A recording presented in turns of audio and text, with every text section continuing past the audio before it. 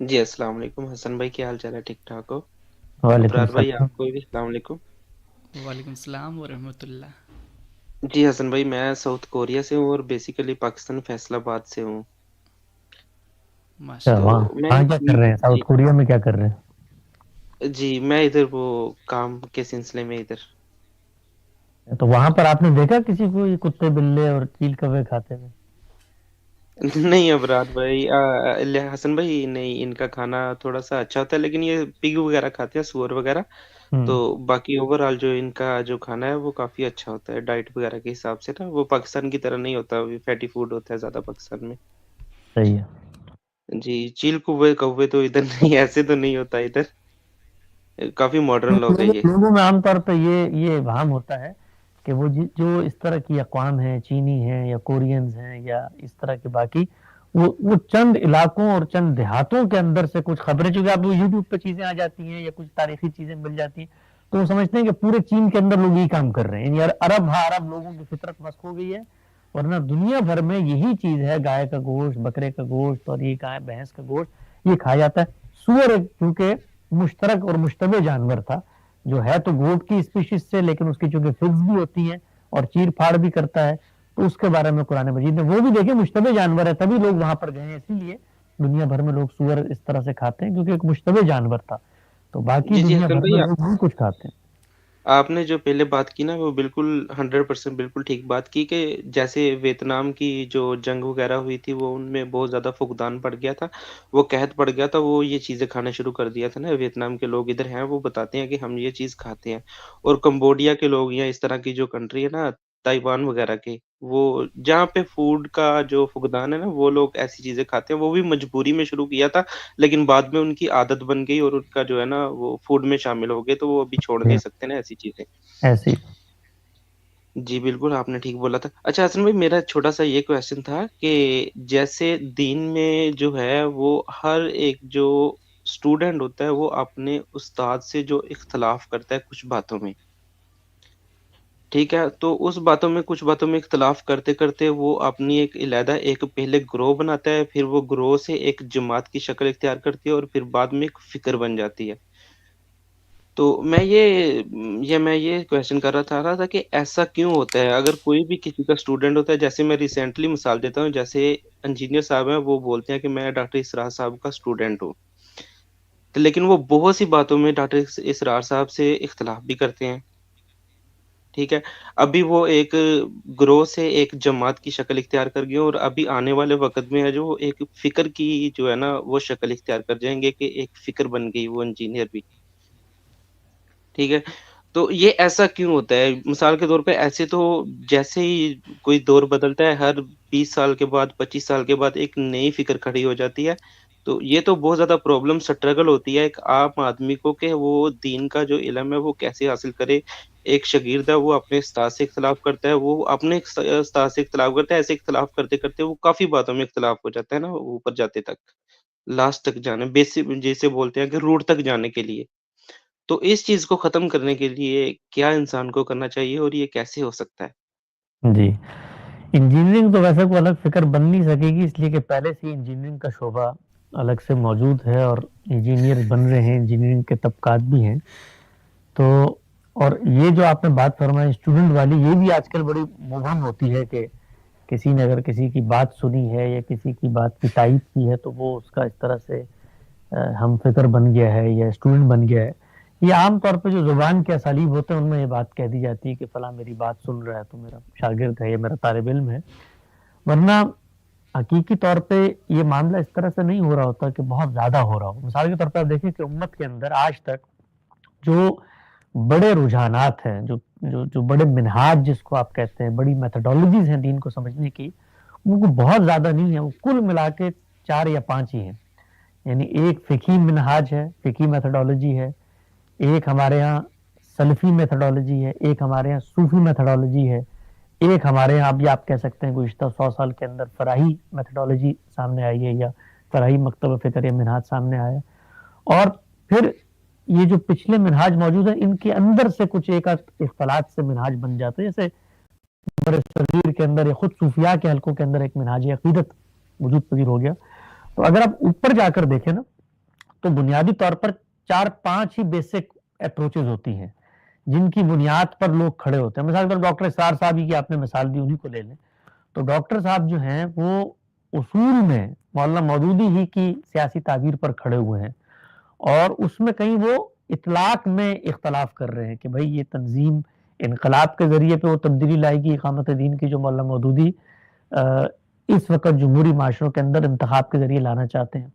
تو اطلاق میں, آپریشنز میں, تدبیر میں اختلاف ہو جاتا ہے. خود مولانا مودودی کی فکر کو آپ دیکھیں تو وہ دین کی یقینی طور پہ سیاسی تعبیر کے بانی ہیں, لیکن اس فکر کی جو اساس ہے وہ تو خود ہمیں نظر آتی ہے. پیچھے شاہ ولی اللہ کیا موجود ہے, اس سے پیچھے امام ابن تیمیہ کیا موجود ہے, اس سے اگر اوپر اٹھا دیں تو خود جو فقہی تعبیر کے اندر کچھ جہاد و قتال کے استدلالات سے نکلے ہوئے نتائج ہیں ان سے وہ ماخوذ ہے. تو اصل میں آپ دیکھیں تو ہر آئیڈیالوجی اپنے نظام فکر میں اوپر بڑی محدود ہو رہی ہوتی ہے. تو امت میں اس لحاظ سے ہمارے ہاں کو بہت زیادہ منہاج یا میتھڈالوجیز نہیں ہے, ان کے اطلاق میں, ان کی پریزنٹیشن میں کچھ ندرت پیدا کر کے کچھ لوگ نیا پن لے آتے ہیں. ورنہ ہمارے ہاں تو یہی صوفیانہ طرز فکر ہے جو چل رہا ہے, یا وہ فقہی استدلال ہوگا یا سلفی استدلال ہوگا. اس میں جو خرابی پیدا ہوتی ہے نا, وہ خرابی یہاں سے نہیں پیدا ہوتی کہ ڈفرینٹ اسکول آف تھاٹ ہے. اسکول آف تھاٹ آپ دیکھیں فلسفے کے اندر, سائنس کے اندر, میڈیکل کے اندر اتنے زیادہ ہوتے ہیں کہ آدمی اگر ان کو پڑھنا شروع کرے تو سر چکرا جائے, لیکن وہاں ہمیں کبھی پرابلمٹک نہیں محسوس ہو رہے ہوتے, اس لیے کہ وہاں پر نئی فکر نالج آف ورلڈ میں کنٹریبیوٹ کر رہی ہوتی ہے. یعنی کوئی بھی نیا زاویہ نظر بنے گا چیزوں کو دیکھنے کا تو وہ اس علم کی تنقیح کا باعث بنے گا. یہ جو اس وقت آپ کو انفارمیشن ٹیکنالوجی کا ریولوشن نظر آتا ہے دنیا بھر میں, یہ بھی اسی اختلاف کے نتیجے میں سامنے آیا ہے کہ ایک ہی طریقے سے آپ سوچ رہے ہیں, اس سے اٹھ کر آپ نیا ان سے اختلاف کرتے ہیں تو وائی فائی دریافت ہو جاتا ہے, اس سے اختلاف کرتے ہیں تو آئی فون دریافت ہوتا ہے, اس سے اختلاف کرتے ہیں تو میٹاورس میں آپ چلے جاتے ہیں. تو یہ سب اختلاف کے نتیجے میں عمل کھلتا ہے. تو اللہ کی جو منشا ہے, اللہ کا جو کلام ہے, اس کو سمجھنے میں اگر اختلاف ہو رہا ہے تو یہ اختلاف کی بری چیز نہیں ہے, اس لیے کہ اگر آپ غلط استدلال بھی کریں گے تو وہ میرے لیے رستہ کھول دے گا صحیح بات کو پہنچانے کا. پرابلم وہاں پر پیدا ہوتی ہے کہ جہاں پر آپ کا لب و لہجہ, آپ کا طرز تخاطب وہ نفرتوں میں ڈھل جاتا ہے. آپ اگر اپنے پوائنٹ آف ویو کو شائستگی کے ساتھ, محبت کے ساتھ اور علم کی جو متانت اور سنجیدگی ہوتی ہے, ہر فیلڈ کے دیکھیں کچھ نارمز اور ویلیو سسٹم ہوتا ہے. آپ نے کبھی دیکھا ہوگا, آپ ایک ڈاکٹر کے پاس جائیں اور اس سے کوئی پرسکرپشن لیں, اس سے ڈائگنوسس کروائیں, اور کسی دوسرے ڈاکٹر کو جا کر بتائیں کہ اس نے یہ ڈائگنوسس کیا ہے, اور اس ڈاکٹر کو اس سے اتفاق نہ ہو, تو کیا کبھی وہ طریقہ اختیار کرے گا جو ہمارے مولوی حضرات اختیار کر رہے ہوتے ہیں کہ وہ تو فراڈیا ہے, وہ تو جاہل ہے, وہ تو اپنی دکان بنا کے بیٹھا ہوا ہے, وہ تو یہ وہ ہمیشہ کہے گا بھائی ان کا دیکھنے کا ایک ڈفرینٹ زاویہ نظر ہے, میں اس کو درست نہیں سمجھتا. تو بس یہاں تک بات ہوگی. کبھی وہ گلے پھاڑ کر اور جھاگے نکال کر اور لوگوں پہ تان و تشنیع کر کر اور ان کی عزت نفس کو مجروح کر کے اور ان کی پگڑی پونجی کو سر بازار نیلام کر کے یہ کام ہوتا ہے جو تکلیفیں ہوتا ہے ایک عام مسلمانوں کے لیے کہ یار جس دین کو ہم مانتے ہیں اس کے یہ لیڈرشپ آپس میں اس طرح باہم دست و گریباں ہے, تو اس سے قرآن نے منع کیا. یہ وہ تفرقہ ہے. تفرقہ یہ نہیں ہے کہ آپ ایک باب میں مختلف پرنسپلڈ اپروچز کو لے کے مختلف نتائج تک پہنچ رہے ہیں. تفرقہ یہ ہے کہ آپ لوگوں کی نیت پر حملہ آور ہو کر, لوگوں کے محرکات کو جان کر ان پہ جہالت کے فتوے صادر کرتے ہیں. اس سے پرابلم پیدا ہوتی ہے. پرابلم پیدا نہ ہو تو پھر یہ گلدستہ بن جاتا ہے جس کے اندر ہر ایک کی اپنی خوشبو, ہر ایک کا اپنا رنگ ہے, ہر ایک کے اندر کچھ نہ کچھ خیر کی باتیں موجود ہیں. مثلا ہمارا جو تصوف کا پورا سلسلہ ہے, غامدی صاحب اس کو پرنسپلی ریفیوٹ کرتے ہیں اور یہ کہتے ہیں کہ متوازی نظام فکر ہے, نظام استدلال ہے, پورا متوازی نظام حیات دیتا ہے یہ. تو اس سب کے باوجود کیا ہماری زبان سے آپ نے کبھی صوفیاء کے بارے میں کوئی لفظ بات سنی, کوئی استغفاف کا کلمہ سنا, ان کی شخصیت, ان کی کنٹریبیوشنز کو ہم نے مس کرنے کی بات کی ہو؟ وہ دین کے بڑے علماء ہیں, 10 اور کام کر رہے ہوں گے, اس کے اندر وہ کنٹریبیوٹ کر رہے ہوں گے. کچھ چیزیں انہوں نے جو کنٹریبیوشن کی ہوگی ان کی نظر میں ٹھیک نہیں ہوگی لیکن نتیجے کے اعتبار سے بڑی پازیٹیو ہوگی, جیسے خانقاہ کا تصور ہے, جیسے اور انسان کی نفسیات کو سمجھنے کے پہلو ہیں. تو ہر فیلڈ آف نالج میں ہمیں صرف یہ چیز دیکھنی چاہیے کہ بھئی ہم لوگ کمزور سے انسان ہوتے ہیں, ہم لوگوں کو خدا نے کوئی پیغمبر بنا کے نہیں بھیجا. یہ جو اکثر مثالیں پیش کی جا رہی ہوتی ہیں نا کہ دیکھیں پیغمبر بھی تو یہ کام کرتے تھے. وہ بھائی پیغمبر خدا کے فرستادہ منتخب چنیدہ لوگ ہوتے ہیں, وہ حق و باطل کو اس طرح سے واضح کرتے ہیں, ان کے سامنے وہ لوگ کھڑے ہوتے ہیں, وہ سب سے پہلے انذار کرتے ہیں, انذار عام ہوتا ہے, پھر اس کے بعد ہجرت و برات ہوتی ہے, تمام حجت کے مراحل ہوتے ہیں, خدا کی مائیت کا ظہور ہوتا ہے, خدا بتاتا ہے, عذاب آتا ہے. ہم لوگ اس جگہ پہ نہیں کھڑے ہوئے, ہم لوگ انسان ہیں, غور و فکر کریں گے, اس سے پوائنٹ آف ویو بنے گا. وہ پوائنٹ آف ویو میری نظر میں غلط ہو سکتا ہے, صوفیاء کا پورا پوائنٹ آف ویو میں کہہ سکتا ہوں غلط ہو سکتا ہے, لیکن عزت کے ساتھ, احترام کے ساتھ, شائستگی کے ساتھ, محبت کے ساتھ, ایک متاع درد و سوز کے ساتھ, یہ مانتے ہوئے کہ وہ لوگ بھی عزت کے ساتھ کھڑے ہوئے ہیں. تو ہمارے ہاں میں خود اس بات کو اپنے دوستوں میں, اپنے حلقوں میں اجاگر کر رہا ہوں, خود بھی ڈر لگتا ہے بات کرتے ہوئے, سچی بات ہے, اس لیے کہ ہم کسی بھی طریقے سے بات کمیونیکیٹ کریں, وہ جو سامنے والے لوگ ہیں ان کو یہ اندازے نہیں ہے کہ ہم ان کے بھی خیر خواہ ہیں, ان سے بھی محبت رکھتے ہیں, اور ہم یہ چاہتے ہیں کہ اگر وہ ایک اچھی اصلاح اور دعوت کا جذبہ لے کے اٹھیں تو وہ قابل عمل ہو, اس کے اثرات ہوں, وہ لوگوں میں وہ کام کرنے کا باعث نہ بن جائیں جو مصلحین کی جماعت اٹھتی ہے, اور جب ان کو کہا جاتا ہے کہ بھئی تم فساد پھیلاتے ہو تو وہ کہتے ہیں ہم تو اصلاح کرنے کے لیے اٹھے ہیں, بچانا چاہتے ہیں ہر ایک کو. تو اسی لیے کچھ بات کرتے ہوئے بھی آج کل ڈر لگتا ہے کہ کون سا شخص کون سی بات اٹھا کر کہے کہ دیکھو اس نے میرے ساتھ یہ کیا ہے تو اب تو میں اس کو یہاں پر لے کے جاؤں گا. کہنا یہ مراد ہے کہ کوئی ایسی ڈیروگیٹری ٹرم ہمیں یوز نہیں کرنی چاہیے کسی بھی شخص کے بارے میں. مثال کے طور پر یہ ہم کہتے ہیں بھائی فلاں بابے ہیں, اب مجھے پتا ہے یہ سننے والے فوراً سے سنیں گے, کہیں گے بھائی یہ تو ہمارے دوست انجینئر محمد علی مرزا کہتے ہیں, تو یہ حسن علی لیاس صاحب شاید ان کے اوپر حملہ آور ہونے. میں کسی شخص کے ساتھ اس طرح کی ریفیوٹ ہونا, اس کو معاشرے میں متوحش کرنا, یہ ہمارا طریقہ کار ہی نہیں ہے, نہ ہم اس کو جائز سمجھتے ہیں. لیکن بتانا یہ مقصود ہے کیونکہ وہ بھی تو مخاطب ہے نا, ہر انسان دنیا میں دائی بھی ہوتا ہے, مدعو بھی ہوتا ہے. تو ہر انسان تک اگر میں مسلمان ہوں تو میں نیکی خیر کی بات کہوں گا بھی, سنوں گا بھی. اس لیے ہر ایک کو تیار رہنا چاہیے اس کام کے لیے, اس پہ برا نہیں منانا چاہیے, نہ یہ سوچنا چاہیے کہ یہ لوگ آگے ہیں مثال کے طور پہ میری دعوت کو خراب کرنے یا میرے اسٹوڈنٹس کو توڑنے, یہ کبھی نہیں سوچنا چاہیے. ہم سب ایک دوسرے کے محسنین ہیں, خیر خواہ ہیں. ہم سے اگر کہیں کوئی غلطی ہوتی ہے تو وہ ہمارا خیر خواہ ہوگا جو ہمیں توجہ دلا کر بتائے کہ بھئی یہ کام نہ کرو. تو اگر ہم چھوٹی چھوٹی باتوں کے اوپر بھی غصے میں آ جائیں اور اس طرح کا لب و لہجہ اپنائیں, یہ اچھی بات نہیں ہے. اس سے ہماری شخصیت میں ایک ایسا پہلو جنم لیتا ہے جو پھر نسلوں میں ایوالو کرتا ہے, اور یہ پھر فرقہ واریت کی ان انٹینشنل بنیاد بن جاتا ہے. لوگ پھر یہ طریقہ اپناتے ہیں اور یہ پھر آگے بڑھتا, یہ رک نہیں سکتا. تو ہمیں شروع میں ان جگہوں پر رہنا ہے جو ویلیو سسٹم کے اندر کھڑے ہو کر پرنسپلز کے اوپر تنقید ہو, علم کے دائرے میں ہو. تو میں کہنا یہ چاہ رہا تھا کہ جو ڈیروگیٹری ٹرمز ہوتی ہیں, مثال ہمارے ہاں ہمارے بر صغیر کے اندر جس وقت آدمی کسی کام کے قابل نہیں رہتا یا بالکل بوڑھا ہو جاتا ہے, یا ہماری اردو کے زبان کے محاورے کے مطابق سٹھیا جاتا ہے, 60 سال سے اوپر چلا جاتا ہے, تو اس کو بابا کہا جاتا ہے. بابا جا رہے ہیں, بابے ਨੂੰ کی پتا ہے بابا. تو اب یہ ٹرم اپنے استعمال میں ڈیروگیٹری ٹرم بن گئی ہے. تو اب اتنے بڑے بڑے امت کے جو علماء گزرے ہیں ان میں سے بہت سارے تو شاید بڑھاپے کی عمر کو بھی نہیں پہنچے, جوانی میں رخصت ہو گئے.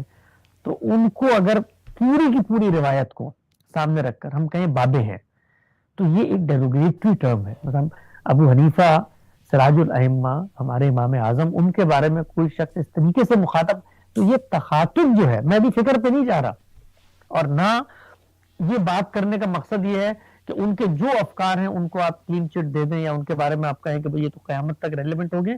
بالکل دوسری بات کر رہا ہوں, اور مجھے امید ہے کہ میرے سننے والے بھی اس کو وہیں سے پرسیو کریں گے کہ جس وقت ہم کوئی ایسی ٹرم یوز کرتے ہیں جو سننے والوں کو ڈیروگیٹری لگتی ہے, اور یہ بات یاد رکھیں کہ اس کا فیصلہ میں نے نہیں کرنا کہ میری ٹرم ڈیروگیٹری ہے یا نہیں, سننے والوں نے کرنا ہے, معاشرے نے کرنا ہے, عرف نے کرنا ہے. تو اس لحاظ سے اگر کوئی ٹرم ہم یوز کرتے تو ہم اس پہ نظر ثانی کریں, ان کو دیکھیں. ہم اگر یہ کہنا چاہتے ہیں, ہم کہیں کہ صوفیاء کے یہ بزرگ اکابرین گزرے ہیں, ان کے یہ نظریات ہیں. ان کے غامدی صاحب نے ایک مضمون لکھا ہے, وہ مضمون ان کی کتاب برہان میں موجود ہے. اس میں انہوں نے کہا ہے کہ ان کے ہاں تصور توحید, تصور نبوت, تصور شریعت, تصور آخرت, وہ سب کا سب دین کے مقابلے میں ایک متوازی نظام فکر بن کے کھڑا ہوا. اس میں بھی ایک جملہ تھا ان کا, جو جملہ یہ تھا کہ تصوف ایک عالمگیر ضلالت ہے. اب ان سے جب بات پوچھی جاتی ہے تو کہتے ہیں یہ ضلالت جو ہے یہاں پر یہ عربی والا ہے جو قرآن مجید میں بھی آیا ہے کہ گمراہی ہے, تو فکر پر گمراہی کا اطلاق کرنے کا تو مجھے حق ہے نا. تو اس پر بھی ہم جیسے طالب علم ان کو یہ کہتے ہیں کہ ٹھیک ہے جی آپ کی یہ مراد ہوگی، لیکن سننے والوں کو جب وہ سنتے ہیں تو ان کو تو نہیں پتا یہ عربی والا ہے، کیونکہ سننے میں تو لکھا ہوا نہیں آتا سامنے. تو یہ ضلالت کون سی ہے؟ یہ وہ ضلالت ہے جو میں اردو میں کہہ رہا ہوتا ہوں، یا باپ کا بھی غصے میں آگے کہتا ہے کیا ضلالت تم نے مچائی دی ہے، یہ وہ ضلالت ہے جو قرآن مجید میں ظالمین کے پس منظر میں گمراہی میں آتی ہے. تو یہ ذال والی ہے کہ زواد والی ہے تو پتہ نہیں چلتا نا. تو اس لیے ان چیزوں سے اجتناب کرنا چاہیے. تو یہ بات 10 دفعہ میں نے غامدی صاحب کے سامنے بھی رکھی. ایک لائیو پروگرام میں کسی شخص نے کہا کہ ان کو اس طریقے سے بات نہیں کرنی چاہیے تھی. تو میں نے کہا بھائی ہم جو ہیں وہ مثال کے طور پہ غامدی صاحب کے اسلوب بیان کے اوپر کوئی ایمان تھوڑی لائے ہوئے ہیں کہ جو لفظ ان کے ہاں سے صادر ہوگا وہ اسی طریقے سے ہونا چاہیے تھا. خود انہوں نے جوانی میں بہت ساری تحریریں لکھی ہیں، بڑی کاٹدار ہیں، بڑی نوکدار ہیں، ان کے اندر بڑا ایک شدت نظر آتی ہے، کہیں کہیں اپنے استاد کی اہمیت کا جذبہ نظر آتا ہے. تو کبھی بھی اگر آپ اس چیز کو اپنا لیں کہ جی آپ ہر چیز کا دفاع کریں گے، نہیں، وہ غامدی صاحب کی جوانی کی دور کی تحریریں تھی، اس دور میں وہ اسلوب ان کو بہتر لگا. ہم آج کے دور میں کھڑے ہو کے کبھی اس چیز کو پروان نہیں چڑھائیں گے کہ ہمارے استاد نے جوانی میں جو اس طریقے سے بات کی تھی وہی بات ٹھیک ہے، اسی سے جو ہے نا ہتھوڑا مارنے سے معاملات ٹھیک ہوتے. نہیں، بہتری کا عمل ہوتا، آپ آگے بڑھتے ہیں، ارتقا ہوتا ہے. جب آپ آگے بڑھیں گے تو چیزیں نکھرنا شروع ہو جائیں گی، سنورنا شروع ہو جائیں گی.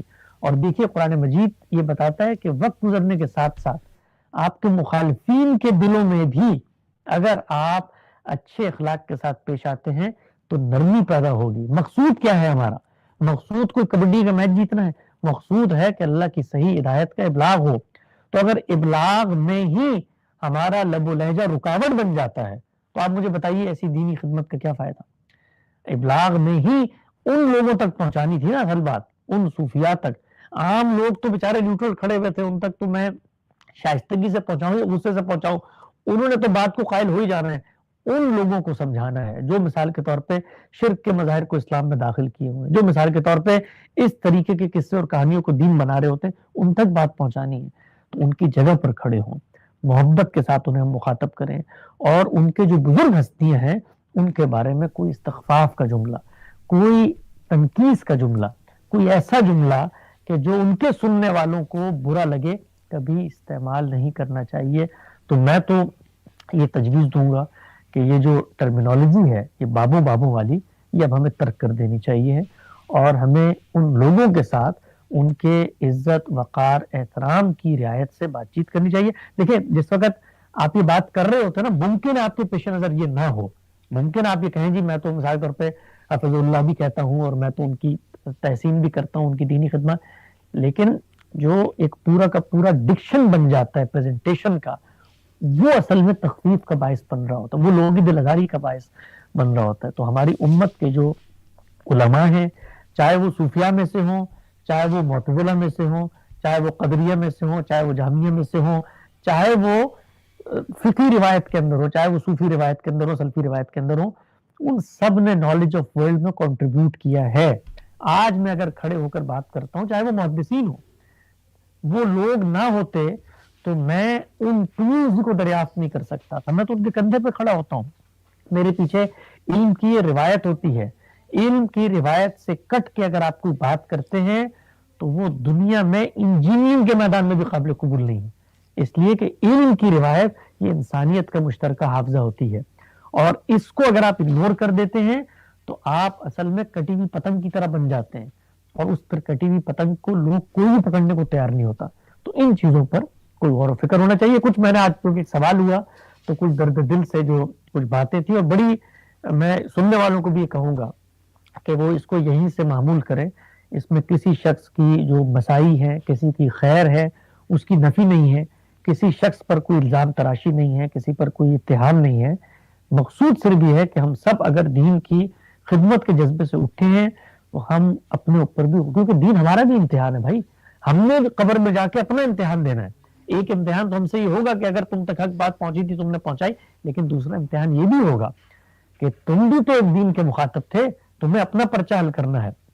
کیا تم کسی کی دل آزاری کا باعث بنے، یا کسی کی آبرو پہ انٹینشنلی حملہ آور ہو گئے، یا تم دین کے خیر خواہ تھے، کیا تم نے ان چیزوں کو اپنایا کہ جن چیزوں کو تم خود نفی کر رہے ہو کہ یہ کام نہیں ہونا چاہیے، لیکن خود ہمارے ہاں وہ چیزیں پیدا ہو جاتی ہیں. تو ہر ایک کے ہاں हमारे यहाँ हमें जायजा लेने की जरूरत है कि हम कभी हमियत हक में आकर सूफिया को लताड़ने की सूरत में आ जाते हैं। मैंने देखा है कुतुब हमदी साहब के बहुत सारे जो है वो सुनने वाले ऑडियंस में से लोग, वो चूंकि इस पस मंजर में आए होते हैं तो वो चीजें उठाकर इस तरह उलमा की तखफीफ और तनकीस कर रहे होते हैं। मैंने खुद देखा है उस रवैये की हम हमेशा मजम्मत करते हैं। और बसा औकात मैंने ये भी देखा है कि जो मजहबी लोगों का एक हाल हुलिया है उससे नफरत का जज्बा हमारे यहाँ पैदा हो जाता है। तो ये सब चीजें हमें अपनी सतह पे खत्म करनी है, और जो बाकी लोग इस्लाह दावत का काम लेके उठे उनको उनकी जगह पर खत्म करने की कोशिश करनी चाहिए।